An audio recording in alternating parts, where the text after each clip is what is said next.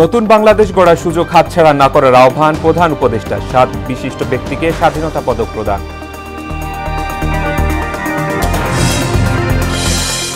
Commission সংস্কারের 9 বিষয়ে ইসির মতামত চেয়েছে মন্ত্রিপরিষদ বিভাগ। ডিসেম্বরে নির্বাচন অনুষ্ঠানের দ্রুত সংস্কার শেষ করার তাগিদ। নির্বাচন বিলম্বিত করতে নানা চক্রান্ত চলছে, অভিযোগ বিএনপির। সবাইকে ঐক্যবদ্ধ থাকার আহ্বান।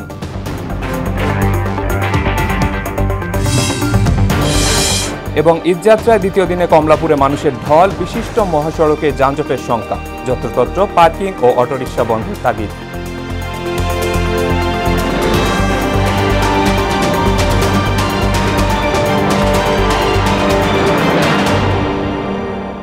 আসসালামু আলাইকুম, সবাইকে মোহনা সংবাদে স্বাগত। শুনছিলেন শিরোনাম, সঙ্গে আছি শেখ সাব্বির হোসেন। এবারে বিস্তারিত। স্বাধীনতা যুদ্ধের উদ্দেশ্য ছিল একটি ন্যায়ভিত্তিক সমাজ প্রতিষ্ঠা করা, যা এখনো সম্ভব হয়নি বলে জানিয়েছেন প্রধান উপদেষ্টা প্রফেসর মোহাম্মদ ইউনূস। সকালে ওসমানী স্মৃতি মিলনায়তনে 7 বিশিষ্ট ব্যক্তিকে স্বাধীনতা পদক প্রদান অনুষ্ঠানে তিনি বলেন, অভ্যুত্থানের মাধ্যমে নতুন বাংলাদেশ গড়ার যে সুযোগ এসেছে তা হাতছাড়া করা যাবে না। আরও জানাচ্ছেন নাসির উদ্দিন। জাতীয় পর্যায়ে গৌরবোজ্জ্বল ও কৃতিত্বপূর্ণ অবদানের স্বীকৃতি হিসেবে দেয়া হয় রাষ্ট্রের সর্বোচ্চ পুরস্কার স্বাধীনতা পদক। গেল 11 মার্চ মনোনীতদের তালিকা প্রকাশ করে মন্ত্রিপরিষদ বিভাগ। সে অনুযায়ী 7 বিশিষ্ট ব্যক্তিকে পদক তুলে দেন প্রধান উপদেষ্টা প্রফেসর মোহাম্মদ ইউনূস। বক্তব্যে স্বাধীনতা যুদ্ধে সব শহীদ ও মুক্তিযোদ্ধাদের স্মরণ করেন তিনি। বলেন, যুদ্ধের উদ্দেশ্য ছিল একটি ন্যায়ভিত্তিক বৈষম্যহীন সমাজ প্রতিষ্ঠা। এতদিনেও যা সম্ভব হয়নি। উল্টো দুর্নীতি, লুটপাট ও গুমখুনের রাজত্ব এবং ফেসিবাদী ব্যবস্থা কায়েম করা হয়েছে। স্বাধীন বাংলাদেশে এখনো ন্যায়ভিত্তিক সমাজ প্রতিষ্ঠা করা যায়নি। দীর্ঘদিন ধরে এই দেশের মানুষকে তাদের ভোটাধিকার থেকে বঞ্চিত করা হয়েছে। দুর্নীতি, লুটপাট ও গুমখুনের রাজত্ব চালিয়ে দেশে একটি ফেসিবাদী সরকার ব্যবস্থা কায়েম করা হয়েছে। জুলাই অভ্যুত্থানের কথা উল্লেখ করে বলেন, এর মাধ্যমে নতুন বাংলাদেশ গড়ার সুযোগ এসেছে, যা অবশ্যই কাজে লাগাতে হবে। আজকের দিনে আমি শ্রদ্ধার সঙ্গে স্মরণ করছি জুলাই গণ অভ্যুত্থানের শহীদ ও আহতদের। তাদের আত্মত্যাগের কারণে আমরা একটা নতুন বাংলাদেশ গড়ার স্বপ্ন দেখার সুযোগ পেয়েছি। এই সুযোগ আমরা কোনো ক্রমেই বৃথা হতে দেব না। মরণোত্তর পুরস্কার দেওয়ার চেয়ে জীবদ্দশায় দিতে পারলে সেটা আনন্দের, এমন মন্তব্য করে আগামীতে এ বিষয়ে দৃষ্টি দেওয়ার আহ্বান জানান প্রধান উপদেষ্টা। তাদের কথা, তাদের জীবদ্দশায় আমরা স্মরণ করতে না পারলে আমরা একটা অকৃতজ্ঞ জাতি হিসেবে চিহ্নিত হয়ে যাব। নাসির উদ্দিন, মোহনা সংবাদ, ঢাকা। চাই মানবাধিকার রক্ষা এবং নাগরিকদের প্রত্যাশা পূরণে সচেতন হতে বাংলাদেশ সহ বিভিন্ন দেশের নাগরিকদের তাগিদ দিয়েছেন মার্কিন পররাষ্ট্র দপ্তরের মুখপাত্র ট্যামি ব্রুস। স্থানীয় সময় সোমবার নিয়মিত সংবাদ সম্মেলনে এক প্রশ্নের জবাবে এসব কথা বলেন ট্যামি ব্রুস। বাংলাদেশের সেনাপ্রধান ওয়াকারুজ্জামানের ইসলামী চরমপন্থীদের হামলার বিষয় টেনে এনে এক প্রশ্নকারী বলেন, বাংলাদেশকে আরেকটি আফগানিস্তানে পরিণত হওয়া থেকে রোধ করতে যুক্তরাষ্ট্র কী পদক্ষেপ নিচ্ছে? কৌশলের প্রশ্নটি এড়িয়ে গিয়ে ট্যামি ব্রুস বলেন, ট্রাম্প প্রশাসন যে কোনো বিষয়ে কূটনৈতিক সমাধানে প্রতিশ্রুতিবদ্ধ। ডিসেম্বরে জাতীয় নির্বাচন করতে হলে সংস্কার সহ অন্যান্য কার্যক্রম দ্রুত শেষ করা প্রয়োজন বলে মনে করে কমিশন। দুপুরে এক ব্রিফিংয়ে কমিশনের সিনিয়র সচিব আখতার আহমেদ বলেন, নির্বাচন সংস্কারের 9টি বিষয়কে প্রাধান্য দিয়ে ইসির মতামত জানতে চেয়েছে মন্ত্রিপরিষদ বিভাগ। আলোচনার মাধ্যমে দ্রুতই এ বিষয়ে লিখিত মতামত দেওয়া হবে। এমআর আসাদের প্রতিবেদন। ত্রয়োদশ জাতীয় নির্বাচনের দিনক্ষণ নিয়ে আলোচনা এখন তুঙ্গে। ডিসেম্বরের ডেডলাইন ঠিক রাখতে ইসির আইন, বিধিমালা সহ নানা বিষয়ে কমিটিগুলোর বৈঠক হচ্ছে। এরই মধ্যে মন্ত্রিপরিষদ বিভাগ থেকে নির্বাচন কমিশনকে দেয়া হয়েছে চিঠি। এ বিষয়ে সাংবাদিকদের জানান সিনিয়র সচিব আখতার আহমেদ।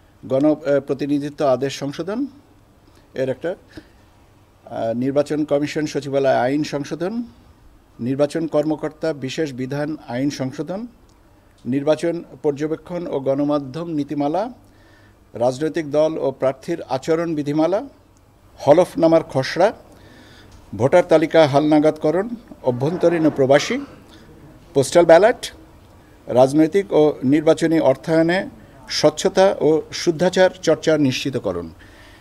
এই 9টা বিষয়ের উপরে আমাদেরকে মতামত বা আমাদের আশু বাস্তবায়নযোগ্য বিষয়গুলো সম্পর্কে জানানো হয়েছে। দ্রুতই 9টি বিষয়ে লিখিত মতামত জানানো হবে উল্লেখ করে তিনি বলেন, ডিসেম্বরে নির্বাচনের টার্গেট নিয়েই সব কাজ শেষ করতে চায় ইসি। এই সুপারিশগুলো তো সন্নিবেশ করবেন মাননীয় কমিশন। কাজেই মাননীয় কমিশন যতক্ষণ না পর্যন্ত এই সুপারিশগুলো সন্নিবেশ করছেন ততক্ষণ পর্যন্ত আমার এই ব্যাপারে বলার কোনো সুযোগ নেই। জাতীয় নির্বাচন ডিসেম্বর, সেই ডিসেম্বরকে টার্গেট রেখে আমাদের এই জিনিসগুলো কাজ করার ব্যবস্থাটা আমাদের দিক থেকে। কাজেই এর বাইরে ব্যাহত হবে বলে আমি মনে করি না। সংস্কার প্রসঙ্গে বলেন, স্বল্পতম সময়ের মধ্যেই সুষ্ঠু সমাধান চায় নির্বাচন কমিশন। স্বল্পতম সময়ের ভিতরে করব যাতে জিনিসটাকে আমরা সুষ্ঠু সমাধানের দিকে নিয়ে যেতে পারি। MR আসাদ, মোহনা সংবাদ, ঢাকা। টালবাহানা না করে দ্রুত জাতীয় নির্বাচন আয়োজনের দাবি জানিয়েছেন বিএনপি নেতারা। রাজধানীতে মহান স্বাধীনতা দিবসের আলোচনা সভায় এ দাবি জানান তারা। এ সময় নির্বাচন বিলম্বিত করতে নানা চক্রান্ত চলছে অভিযোগ করে সবাইকে ঐক্যবদ্ধ থাকার আহ্বান জানান দলের মহাসচিব মির্জা ফখরুল ইসলাম আলমগীর। তানজিদ ভুঁইয়ার আরেকটি প্রতিবেদন। রাজধানীর রমনায় ইঞ্জিনিয়ার্স ইনস্টিটিউটে মহান স্বাধীনতা দিবসের আলোচনা সভার আয়োজন করে বিএনপি। দলের শীর্ষ নেতারা ছাড়াও এতে উপস্থিত ছিলেন মুক্তিযোদ্ধা ও বিশিষ্ট জনেরা। বক্তব্যে বিএনপি নেতারা অভিযোগ করেন, ফেসিবাদের দোসররা ভোল পাল্টে এখন দেশপ্রেমিক সাজার চেষ্টা করছে। এদেশের মানুষের প্রতি অন্যায়, অত্যাচার, নির্যাতন এবং আমরা বাংলাদেশের রাজনীতিকরা, বাংলাদেশের ছাত্ররা, বাংলাদেশের জনগণ জেগে উঠেছে।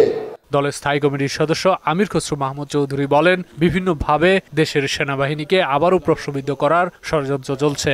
শেখ হাসিনার মতো সেটাকে বাধাগ্রস্ত করে আবার গণতান্ত্রিক প্রক্রিয়াকে ধ্বংসের মুখে ঠেলে দিচ্ছে কিনা প্রশ্নবিদ্ধ করতে করতে এখন বাংলাদেশের সামরিক বাহিনীকেও তারা প্রশ্ন করতে শুরু করেছে। স্থায়ী কমিটির সদস্য খন্দকার মোশাররফ হোসেন কোনো ধরনের বাহানা না করে অবিলম্বে জাতীয় নির্বাচন দেওয়ার আহ্বান জানান। কারো কোনো আবদার এগুলোর দিকে আপনারা তোয়াক্কা না করে নির্বাচনের 3 তারিখ ঘোষণা করেন। ষড়যন্ত্র যারা করে তার বিরুদ্ধে জনগণই দায়িত্ব নিয়ে তার সমাধান করে। নির্বাচন বিলম্বিত করতে নানা ষড়যন্ত্র চলছে উল্লেখ করে সব চক্রান্ত মোকাবিলায় সবাইকে ঐক্যবদ্ধ থাকার আহ্বান জানান বিএনপি মহাসচিব মির্জা ফখরুল ইসলাম আলমগীর। আজকে নতুন করে ষড়যন্ত্র শুরু হয়েছে যেন এই প্রক্রিয়া পিছিয়ে যায়, বিলম্বিত হয়, অন্য কাউকে সাহায্য করা যায় এবং দেশে একটা নৈরাজ্য সৃষ্টি করা যায়। স্বাধীন মুক্ত বাংলাদেশ তৈরি করার জন্য যুদ্ধ শুরু করেছি।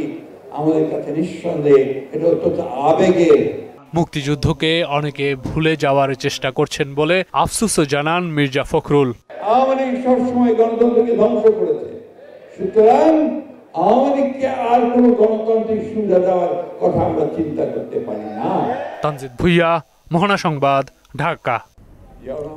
জুলাই আগস্টে আন্দোলনে চট্টগ্রামের শিক্ষার্থী ওয়াসিম সহ কয়েকজনকে হত্যার ঘটনায় সাবেক মন্ত্রী হাসান মাহমুদ ও মহিবুল হাসান চৌধুরী নওফেল এবং সাবেক সিটি মেয়র নাসির উদ্দিন ও রেজাউল করিম চৌধুরী সহ 15 জনের বিরুদ্ধে গ্রেপ্তারি পরোয়ানা জারি করেছে ট্রাইব্যুনাল।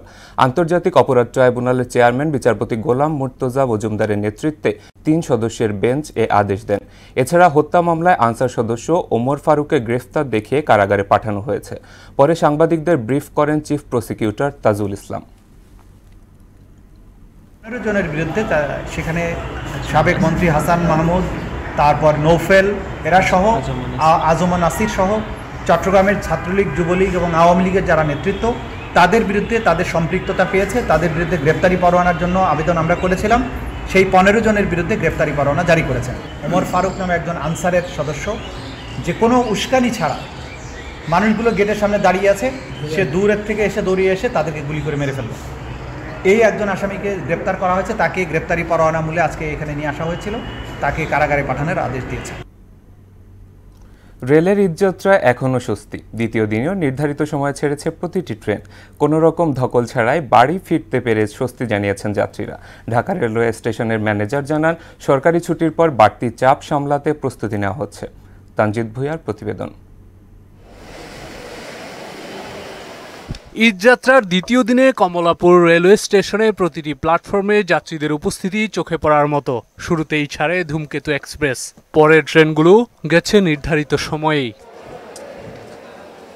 ঈদের আনন্দ উপভোগে পরিবার পরিজন নিয়ে যাচ্ছেন অনেকে, বিশেষ করে শিশুদের মাঝে বাড়তি আনন্দ। অনেকদিন পরে যে দেশে যাচ্ছি, দাদু দাদির সাথে দেখা করতে যাচ্ছি, অনেক ভালো লাগছে। ঈদের জন্য বাড়িতে যাচ্ছি, খেলাধুলা করব, সবার সাথে খেলবো, আনন্দ করব। টিকিটবিহীন কোনো যাত্রীকে প্ল্যাটফর্মে ঢুকতে দেয়া হচ্ছে না, তাই ভিড় বাড়লেও প্ল্যাটফর্মে অনেকটাই স্বস্তি। ঝামেলা ছাড়াই ট্রেনে উঠতে পারছেন যাত্রীরা। অনেক বড় লাইন ধরে টিকিট পেতো না, এক কথায় অনেক কষ্ট হতো। আর এখন সহজেই ঘরে বসে ট্রেনের টিকিট কাটতে পারছি অনলাইনে থাকলে ঘরে বসে এই গরমের মধ্যে সেটা সাফার করা লাগে না, অনলাইনে ইজিলি টিকিটটা পেয়ে যাই। হ্যাঁ, এটা অবশ্যই সহজ, তাদের ক্ষেত্রে আর কি অনলাইনে টিকিট কাটাটা খুব সহজই হয়, আর হ্যাঁ কষ্ট কম হয়। ঈদ এবং ফিরতি যাত্রা স্বস্তিদায়ক করতে প্রয়োজনীয় পদক্ষেপ নেওয়া হয়েছে বলে জানায় কর্তৃপক্ষ। ঈদে ঘরমুখী মানুষ যারা নারী টানে বাড়ি ফিরে যেতে চাচ্ছে, আমরা রেলওয়ে সেবাধর্মী প্রতিষ্ঠান, আমাদের উপর অর্পিত দায়িত্ব যে আমাদের সম্মানিত যাত্রীরা যাতে গন্তব্যে তাদের বাড়ি পৌঁছতে পারে, এটা হচ্ছে আমাদের মূল কাজ। এদিকে ঈদের পর ফিরতি যাত্রার টিকিট দিচ্ছে রেলওয়ে। মঙ্গলবার দেয়া হয় 4 এপ্রিলের টিকিট। যে কোনো বিষয়ে আমাদের অন্য যে কোনো সময় চেয়ে আমাদের মনোযোগটা এখন বেশি। তানজিদ ভুইয়া, মোহনা সংবাদ, ঢাকা। ঈদযাত্রায় বিভিন্ন মহাসড়কে যানজটের আশঙ্কা থেকেই যাচ্ছে। এর মধ্যে গাজীপুর চৌরাস্তা ও কালিয়াকৈরের চন্দ্রা তেমাথা মোড় এবং নারায়ণগঞ্জের কাঁচপুর বাসস্ট্যান্ড, মদনপুর, মোরগপাড়া চৌরাস্তা সহ বেশ কয়েকটি মোড় অন্যতম। যাত্রী ও চালকদের দাবির প্রেক্ষিতে এসব এলাকায় সতর্ক অবস্থানে থাকবে বলে জানিয়েছে পুলিশ প্রশাসন। আন্তর্জাতিক প্রসঙ্গ। ইসরায়েলি বর্বরতায় গাজায় আরও 61 ফিলিস্তিনির মৃত্যুতে 50,000 ছাড়িয়েছে প্রাণহানি। যুদ্ধবিরতি লঙ্ঘন করে টানা 8 দিনের তাণ্ডবে গাজায় বাস্তুচ্যুত হয়েছে 1,24,000 মানুষ। এদিকে সরকার বিরোধী বিক্ষোভে উত্তাল তুরস্কে গেল 5 দিনের 9 সাংবাদিক সহ সহস্রাধিক জনতাকে আটক করেছে পুলিশ। ইশতিয়াক হোসেনের ডেস্ক রিপোর্ট। আমেরিকার প্রত্যক্ষ প্রশ্রয় গাজায় তাণ্ডব অব্যাহত রেখেছে ইসরায়েল। সবশেষ বেইত লাহিয়া সহ বিভিন্ন অঞ্চলে বিমান হামলা চালিয়ে সাংবাদিক সহ আরও 61 ফিলিস্তিনিকে হত্যা করেছে দেশটির সামরিক বাহিনী।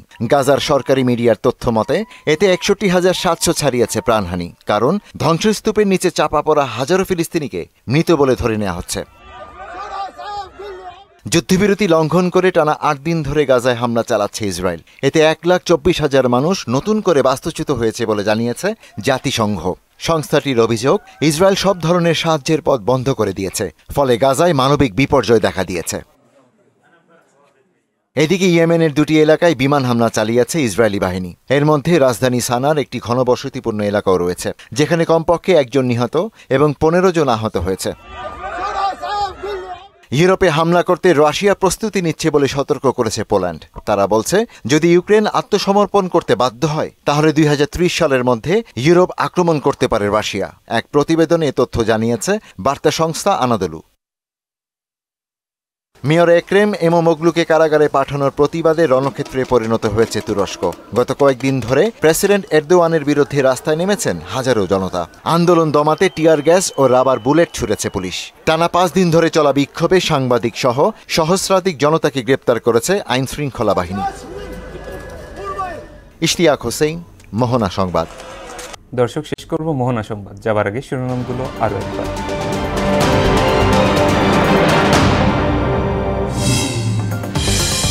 নতুন বাংলাদেশ গড়ার সুযোগ হাতছাড়া না করার আহ্বান প্রধান উপদেষ্টার। 7 বিশিষ্ট ব্যক্তিকে স্বাধীনতা পদক প্রদান।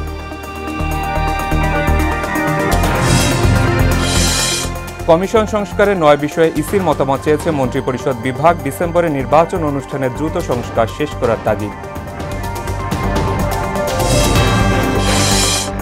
নির্বাচন বিলম্বিত করতে নানা চক্রান্ত চলছে, অভিযোগ বিএনপি। সবাইকে ঐক্যবদ্ধ থাকার আহ্বান।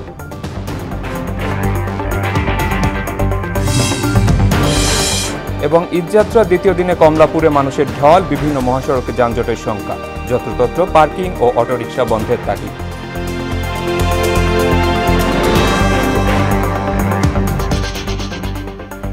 দর্শক, এ ছিল মোহনা সংবাদে। পরবর্তী সংবাদ দেখবেন রাত 9টায়। এর আগে সংবাদ এক নজরে দেখবেন সন্ধ্যা 7টায়।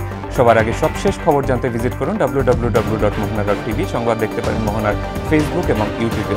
এতক্ষণ সঙ্গে থাকার জন্য ধন্যবাদ।